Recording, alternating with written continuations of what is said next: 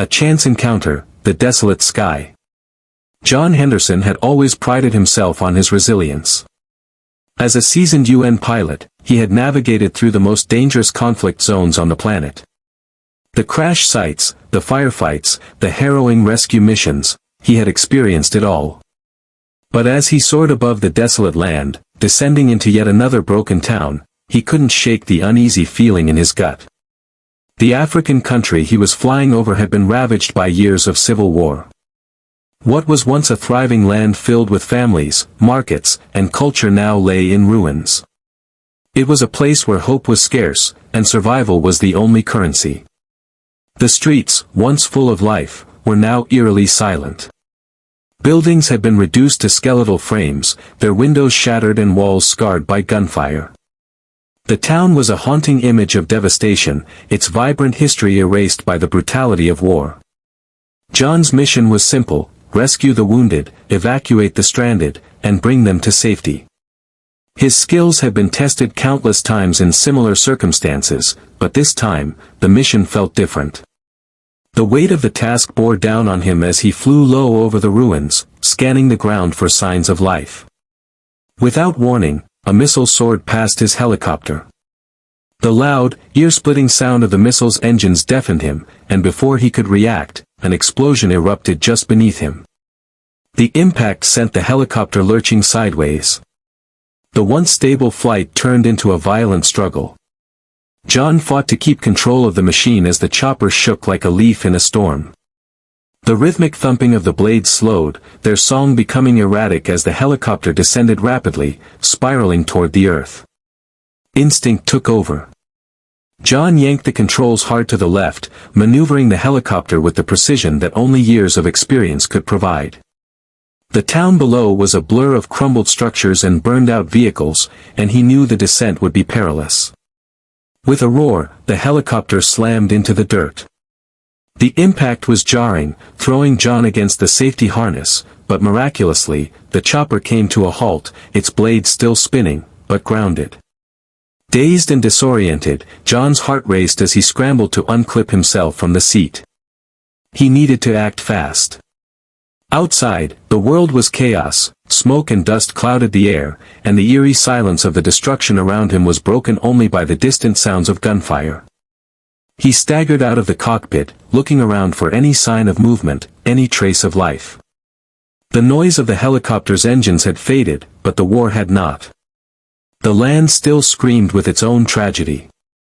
As he moved cautiously, his gaze fell upon something that took him by surprise. Amidst the rubble and destruction, there was a small figure. At first, he thought it was an illusion, a trick of the mind in the midst of the chaos. But no, there she was. A young girl, standing alone in the middle of the devastation. She couldn't have been older than 8, her clothes torn and dirty, the remnants of a doll clutched tightly in her hands. Her face, smeared with dust and grime, held an expression that was strangely calm, as though she had accepted this brutal world around her. The horror of what had happened to her town and her people seemed to have been absorbed into her very soul. Her eyes, dark and serious, pierced through John's heart. They were eyes that held the wisdom of someone far older, eyes that had witnessed unimaginable sorrow. For a moment, John froze. The sight of this small child, so alone in a place filled with death and destruction, struck him deeply. His instincts as a father, far away from home and his own child, surged to the forefront. In that instant, John knew he couldn't just leave her there. He couldn't walk away from this. Despite the chaos swirling around them, John slowly approached the girl. He made sure to walk with deliberate steps, not wanting to startle her. She didn't flinch when he got closer, but instead, she gazed up at him, her face a mix of caution and curiosity. John smiled, a rare gesture for him in the midst of this madness. "My name is John," he said gently, kneeling down to her level. He reached for his UN badge, showing it to her in a way that might offer some comfort. "I'm here to help you.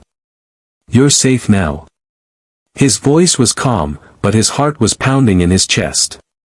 What he didn't know was that this small girl, who had witnessed unspeakable horrors, would change the course of his life forever. Her gaze softened, though there was no smile.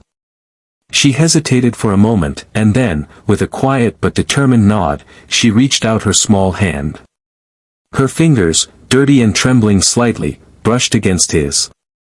In that instant, an overwhelming sense of responsibility washed over John. He knew, deep down, that there was no turning back. This girl was not just a casualty of war, she was a survivor. And now, she was his responsibility. John carefully took her hand, and together, they walked toward the helicopter.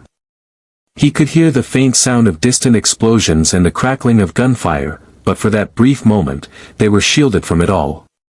The helicopter's engine roared to life again, and as they ascended from the war-torn ground, John looked out over the landscape, over the land that had broken so many lives.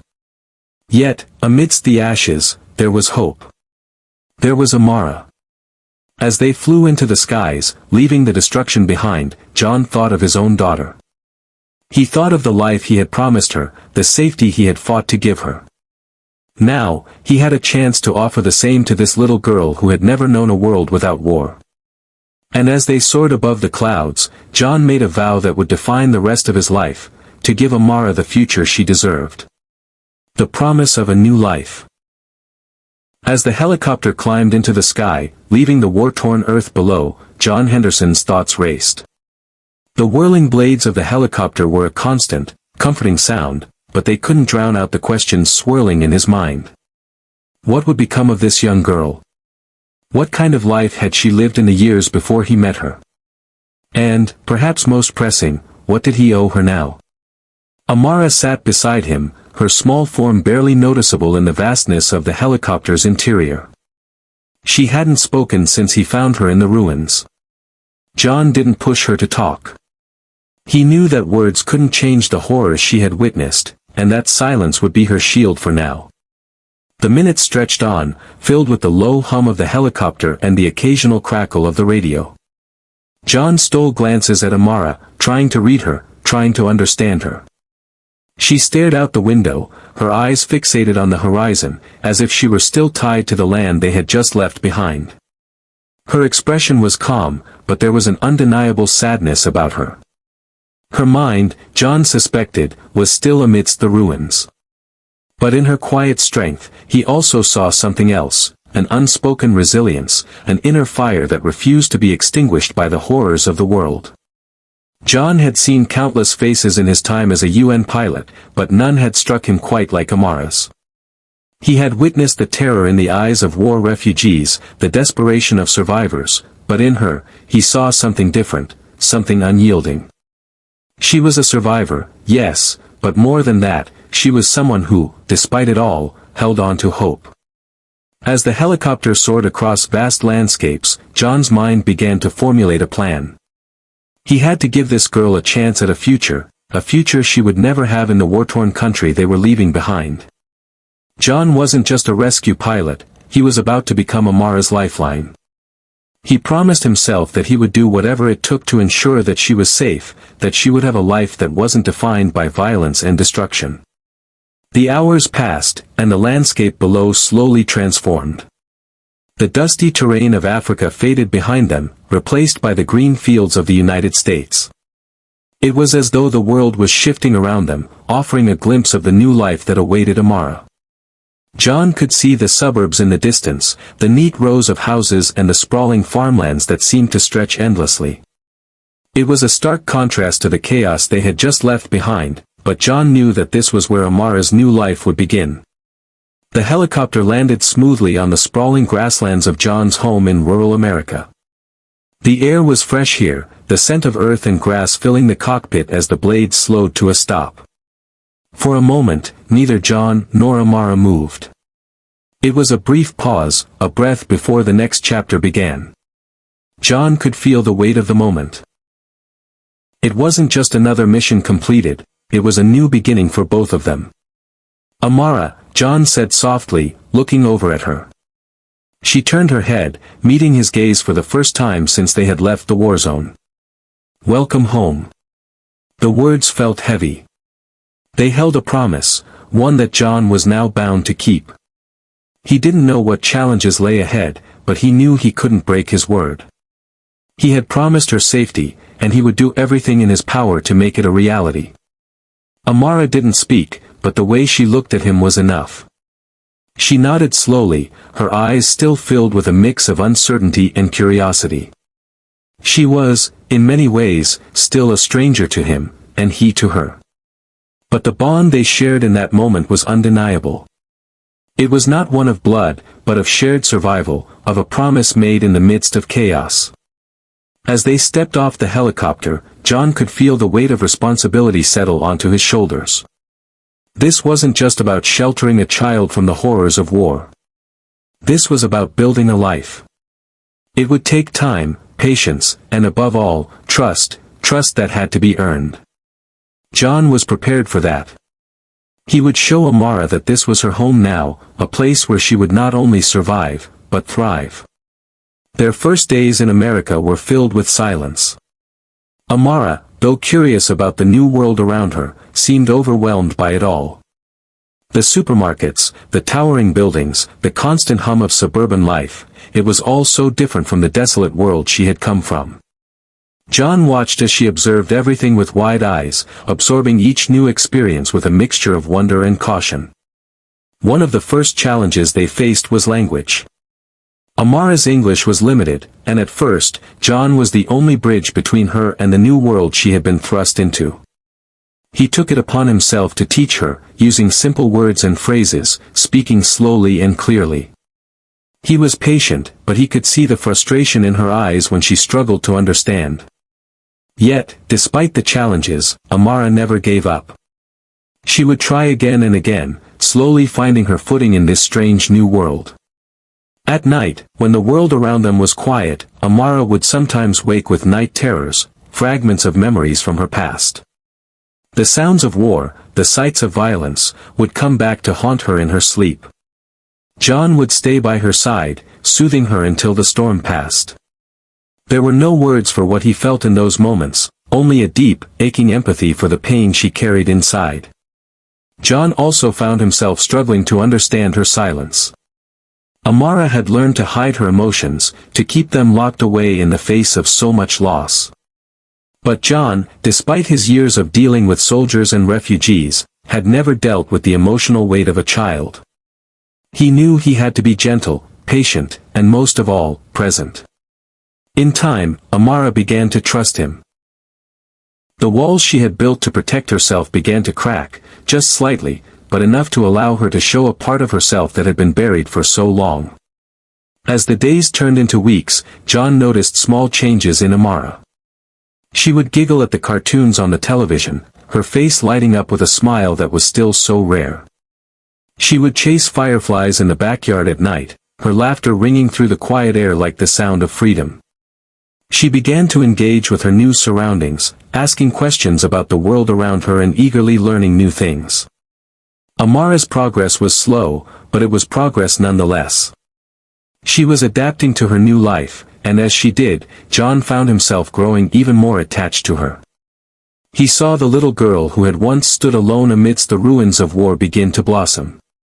She was no longer just a survivor of war, she was becoming someone full of potential, someone who could one day make her mark on the world. One afternoon, as they walked through the local park, Amara stopped by a bench and pointed at a group of children playing soccer nearby. "Can I play?" she asked, her voice tentative. John smiled, his heart swelling with pride. "Of course. Go ahead." Amara hesitated for a moment, then walked over to the group of children, her confidence growing with every step. As she joined in their game, John watched from a distance, his heart full. This was what he had promised her, this was the life she deserved. Not a life defined by the destruction she had known, but a life filled with opportunities, with laughter, and with love. And as John watched Amara run across the field, her face full of joy, he knew that despite the trials they would face ahead, they had already started building something special, something that would last a lifetime. A blossoming talent, the spark of potential. The years following Amara's arrival in rural America were transformative, not only for her but also for John. Together, they navigated the complexities of a new life, one filled with both challenges and moments of joy. But it wasn't just the adjustment to a different culture that marked the turning point in their journey, it was the discovery of Amara's remarkable talents that began to shape the future for them both. From the very beginning, Amara had been a quiet observer. She listened carefully, taking in every detail of her new world, and John could see that she was different from the other children in their neighborhood. Her curiosity wasn't limited to the everyday wonders of her new life. She was fascinated by how things worked, why things happened the way they did, and what lay beneath the surface of every object, every situation. John noticed this early on when Amara began dismantling small household items, a broken toaster, an old radio, a clock that had stopped working. She would take them apart with the careful precision of someone much older, her small hands working with the focus of a seasoned engineer.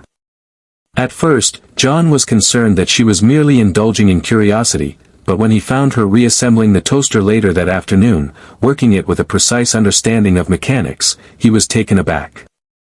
"Amara, did you," he started, but she interrupted him, holding up the working toaster, her face lighting up in the way only someone who had solved a puzzle could express. "I fixed it," she said simply, as though it were the most natural thing in the world. John was amazed. He'd never seen a child so young with such a keen understanding of mechanical things. He remembered the times he had tinkered with parts in the hangar when he was younger, learning about engines and machines. He had a quiet admiration for the mechanics of the world, but he had never seen anyone, let alone a child, take to it so effortlessly. Amara had an innate talent, a brilliant mind waiting to be nurtured. This was the moment John knew he had to do something to support her. He realized that the life he had promised her, one filled with safety, love, and hope, could also be a life where she had the opportunity to grow and excel. If Amara had a gift, it was his duty to provide the resources she needed to develop it. John's job as a UN pilot had taught him a lot about resilience, adaptability, and resourcefulness, but it hadn't prepared him for the responsibility of being a mentor. He didn't know much about engineering or advanced mechanics, but he knew how to find people who did. And he wasn't afraid to ask for help. The first step was enrolling Amara in a local after-school program for gifted children, one that offered a curriculum that included science, technology, and engineering. At first, Amara was hesitant, unsure of how she would fit in. Her first few days at the program were filled with self-doubt as she struggled to keep up with her peers. The other children were well-versed in science and math, and Amara felt a strange disconnect, unsure of how to navigate her newfound passion in a world that seemed so far ahead of her. John, ever the patient father, reassured her. "You belong here, Amara. Don't be afraid to ask questions. You've got a gift, and you just need to trust it." Those words stuck with Amara. Slowly but surely, she began to find her confidence. She spent hours each evening studying, doing extra homework to catch up with the more advanced students. John watched her, amazed by her determination and work ethic. While other children her age were playing outside or hanging out with friends, Amara was in the basement, hunched over books, diagrams, and her growing collection of mechanical parts. Her room became a small workshop, filled with wires, gears, and half-constructed models that slowly began to take shape. John also found ways to fuel her newfound interest. He bought her books on engineering, introduced her to basic programming, and even set up a small lab in the garage with tools and kits for building things. He'd stay up late with her, offering guidance when she asked, or simply watching as she worked, utterly absorbed in her creations. Amara began building small robots, constructing mechanical models, and solving engineering puzzles with an ease that made John's heart swell with pride. But it wasn't just the technical skills that began to shine through, it was her ability to think critically and creatively. She would look at problems from every angle, considering solutions no one else would. When she couldn't figure something out, she didn't get frustrated. Instead, she'd take a step back, breathe, and come at it again with renewed focus. John marveled at her patience, her determination, and the passion that fueled her work. One afternoon, while working on a particularly complex project involving a motorized model, Amara asked John to help her with the wiring. She had connected the pieces together, but there was one part of the circuit that wasn't functioning properly. Instead of doing it for her, John patiently explained how the circuit worked, showing her how to test the components and check the connections. Amara listened carefully, nodding as she followed his instructions. But then, something remarkable happened. She made a small adjustment to the circuit, something John hadn't noticed, and the model sprang to life.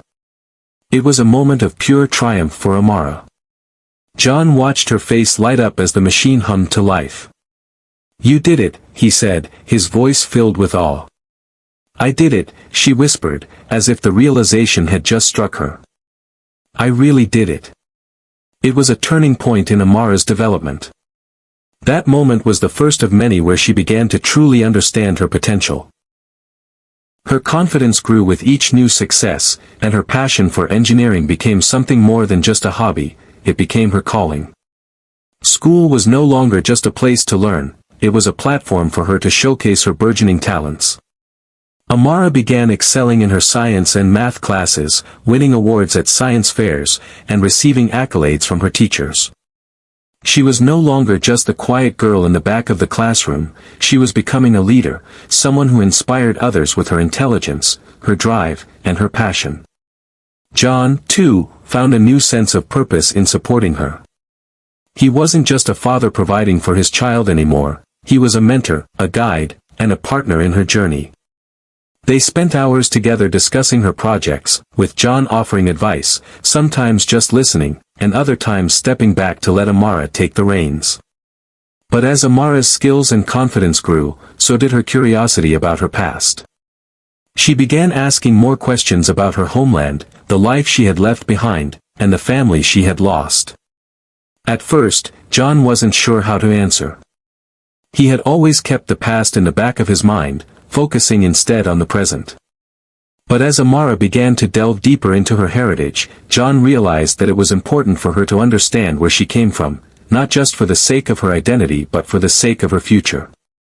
One evening, Amara sat beside him on the porch, the sun setting in the distance. "John," she said quietly, "I've been thinking. I want to know more about where I came from. I want to know about the people I left behind." John placed his hand on hers, his voice steady but full of emotion. "I'll help you, Amara. I'll show you everything I know about your past. It's part of who you are. And no matter where you go, you'll always carry that with you." It wasn't just about the engineering anymore. It was about identity, roots, and connection. Amara was learning not only about the world she had entered but also about the world she had left behind. She was beginning to understand that, no matter where she went, her past was always a part of her, shaping her, guiding her, and fueling her drive to make a difference. John knew their journey was far from over.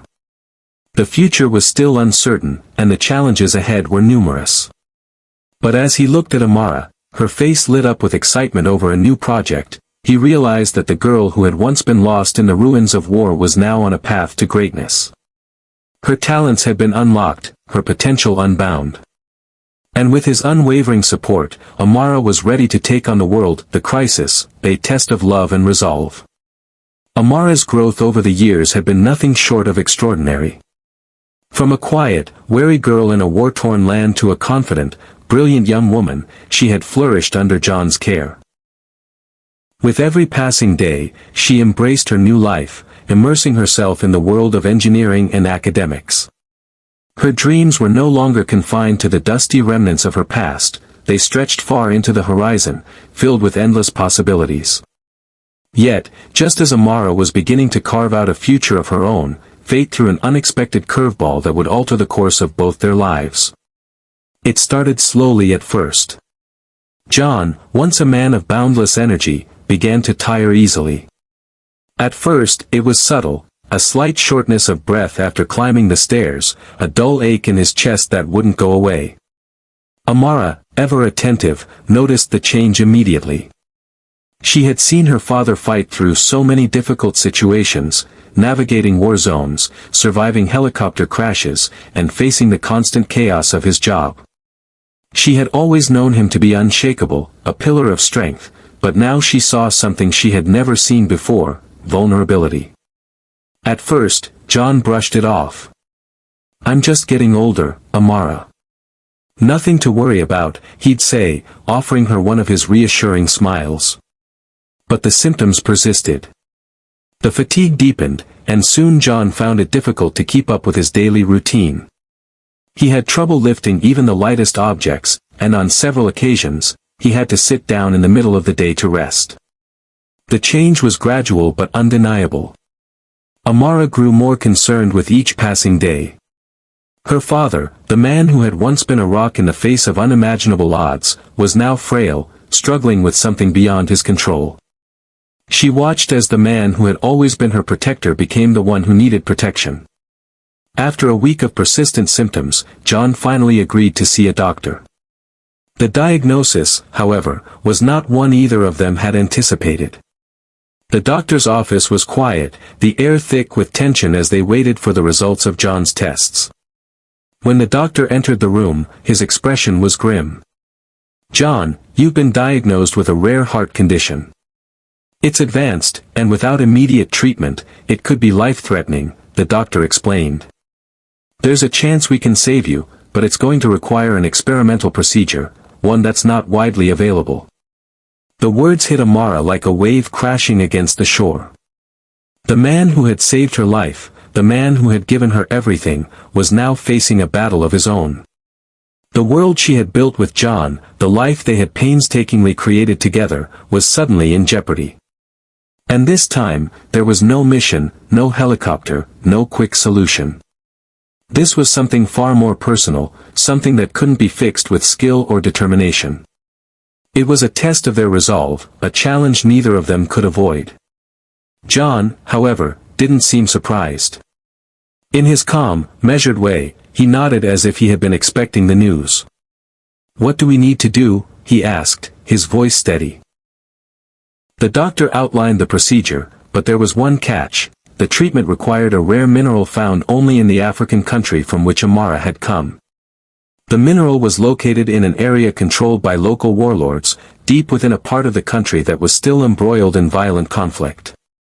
Getting the mineral would require navigating treacherous terrain, dealing with corrupt officials, and negotiating with ruthless factions. It was a mission that would put Amara in the very same danger she had once escaped from. Amara listened carefully to the doctor's words, the gravity of the situation sinking in. The mineral could save her father's life, but the journey to obtain it would be perilous. She knew the risks. She had lived through them before. The very thought of returning to the country she had fled from felt like a betrayal of everything John had done for her. Yet, as she looked at him, her father, her protector, her lifeline, she knew there was no other choice. "I'll go," Amara said quietly, her voice full of determination. John's eyes widened, and for the first time in years, he looked vulnerable. "Amara, I can't let you do that," he said, his voice breaking. "It's too dangerous. You've already been through so much." But Amara was resolute. "You've done so much for me, John. You gave me a new life, a future. Now, it's my turn to save you." Her words were unwavering, and though John fought to hold back his emotions, he knew there was no changing her mind. The girl he had rescued all those years ago, the one who had learned to trust him and love him as her father, was now stepping up to repay him in the most profound way possible. She was going to face the very dangers that had once stolen her childhood, all to give him the chance to live. John tried to reason with her. "Amara, I can't lose you, too. You've already been through so much. I won't risk it." But Amara only shook her head, her expression fierce. "You taught me how to survive. You taught me how to fight for what matters. This is what I have to do. For you." And so, with a heavy heart, John knew he had no choice but to support her decision. He watched as Amara began preparing for the journey, her mind focused and sharp. She had spent years learning, studying, and growing. But this was more than just a mission, it was personal. It was about love, loyalty, and the bond that had been forged in the fires of war and survival. As Amara packed her bags, gathering tools, maps, and resources for the journey, John couldn't help but feel both pride and fear.